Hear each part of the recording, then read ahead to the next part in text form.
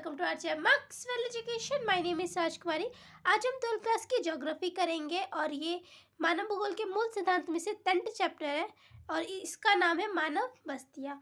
तो इनमें हम बात करेंगे मानव बस्तियों के बारे में। पहले बात कर लेते हैं बस्तियाँ क्या होती है।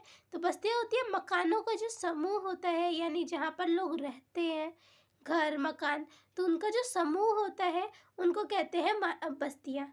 ठीक है, तो मानव बस्तियाँ इन्हें कहते हैं। तो इनका वर्गीकरण देख लेते हैं कि बस्तियों को किन भागों में जो है बांटा जाता है। तो वो पहला है ग्रामीण, दूसरा है नगरीय। ग्रामीण मतलब गाँव और नगरीय मतलब नगर। तो ग्रामीण में और नगरीय में कैसे पता चलेगा कि कौन सी बस्ती ग्रामीण में जाएगी या फिर कौन सी बस्ती जो है वो नगरीय में है। तो ये पता चलता है कार्य के आधार पर। इसे जनसंख्या के आधार पर नहीं बांटा जाता, नहीं देखा जा सकता कि कौन सी जनसंख्या, अगर जनसंख्या ज़्यादा है तो नगर में और कम है तो ग्रामीण में। ऐसा नहीं हो सकता, ये सर्वव्यापी नहीं है क्योंकि हर देश की जो जनसंख्या है वो अलग अलग है। ठीक है, तो इसीलिए क्या है, कार्य के आधार पर यानी काम के आधार पर जो है ग्रामीण को नगरीय को बांटा जाता है। तो ग्रामीण में कौन आते हैं, जो प्राथमिक गतिविधि करते हैं या फिर प्राथमिक क्रियाएं जो लोग करते हैं। तो जिस क्षेत्र में जिस जगह पर प्राथमिक क्रियाएं जो है वो होती है तो वो ग्रामीण के अंदर आता है। प्राथमिक क्रियाएं मतलब जैसे कि खेती हो गया, खनन हो गया, ठीक है, तो मछली पालन हो गया, तो ये किसके अंदर आ गया, ये प्राथमिक क्रियाओं के अंदर आ गया। और अब हम बात करते हैं नगरियों के बारे में कि नगर में क्या क्या आते हैं। तो जहाँ पर ज़्यादातर लोग जो है वो द्वितीय क्रिया में, तृतीय क्रिया में, द्वितीय गतिविधि में या फिर तृतीय गतिविधि में, चतुर्थ गतिविधि में उसमें लगे होते हैं, तो वो होते हैं नगरीय में। अब आपसे ये भी एग्जाम में पूछ लिया जा सकता है कि उपनगरीकरण किसे कहते हैं। ठीक है, आपको ये समझ आ गया कि नगरीकरण क्या होता है। नगरीकरण में प्राथमिक क्रियाएं नहीं होती है और जो ग्रामीण होता है उसमें प्राथमिक क्रियाएं ही होती हैं। लेकिन उपनगरीकरण क्या होता है, जब लोगों को मन करता है कि वो नगर से कहीं दूर रहे, किसी स्वच्छ और खुले क्षेत्र में रहे, तो वो ऐसी जगह पर चले जाते हैं और वहाँ से जो है नगर में आके मतलब अपना काम वगैरह शुरू करते हैं। तो उसी क्षेत्र को जहाँ पर वो लोग रहने चले जाते हैं, वो जो एरिया होता है, वो जो क्षेत्र होता है वो काफ़ी स्वच्छ और खुला होता है, तो इसीलिए उसे उपनगरीकरण कहते हैं।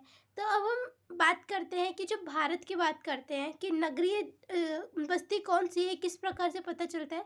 तो 1991 में जो है भारतीय जनगणना में नगरीय बस्ती को परिभाषित किया गया था। किस तरीके से परिभाषित किया गया था, ये किया गया था जहाँ पर नगर पालिका, निगम, छावनी बोर्ड हो, वहाँ पर वो जो क्षेत्र है, वो जो जगह है वो नगर कहलाएगी। ठीक इसी तरीके से जो कम वहाँ की जनसंख्या जो है वो कम से कम 5,000 व्यक्ति जो है वहाँ पर निवास करें, कम से कम, उससे ज़्यादा भी होगा तो मतलब वो शहर है। ठीक इसी तरीके से 75% जो पुरुष है वो गैर श्रमिक कार्य में काम करें, मतलब कि वो श्रमिक ना हो, वो खेती वगैरह ना करे, फर्स्ट जो है वो गैर श्रमिक हो। ठीक है, तो इसी तरीके से एक और है कि जनसंख्या का घनत्व जो है वो 400 व्यक्ति प्रति वर्ग किलोमीटर होना चाहिए। तो मतलब ये जो कंडीशन होगी तो वो 1991 में उसी के हिसाब से नगरीय बस्ती को परिभाषित किया गया। तो आई होप आपको ये समझ आया हो। अभी तक तो हमने बात की नगरीय बस्ती की। अब हम बात करते हैं कि बस्तियों को आकार के आधार पर किस तरीके से, आकृति के आधार पर किस तरीके से उनको बांटा जा सकता है। तो उनको दो प्रकार से बांटा जा सकता है। ठीक है, तो पहली कौन सी है, पहली है सहंत, दूसरी है प्रकीर्ण।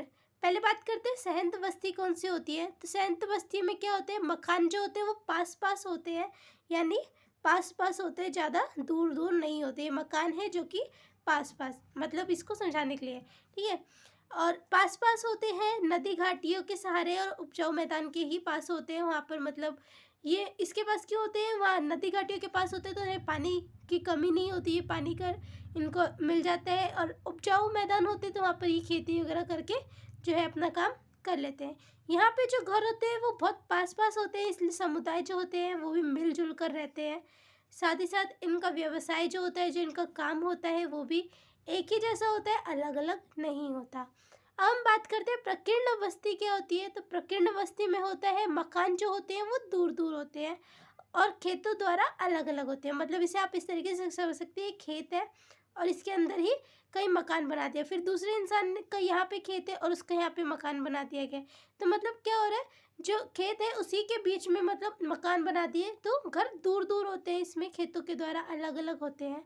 और जो लोग होते हैं वो एक दूसरे से कैसे मिलते हैं, जब कोई पूजा होता है या फिर बाजार होता है, लोग जाते हैं तो सब लोग इकट्ठा होते हैं, तो एक दूसरे से मिलते हैं, वार्तालाप करते हैं।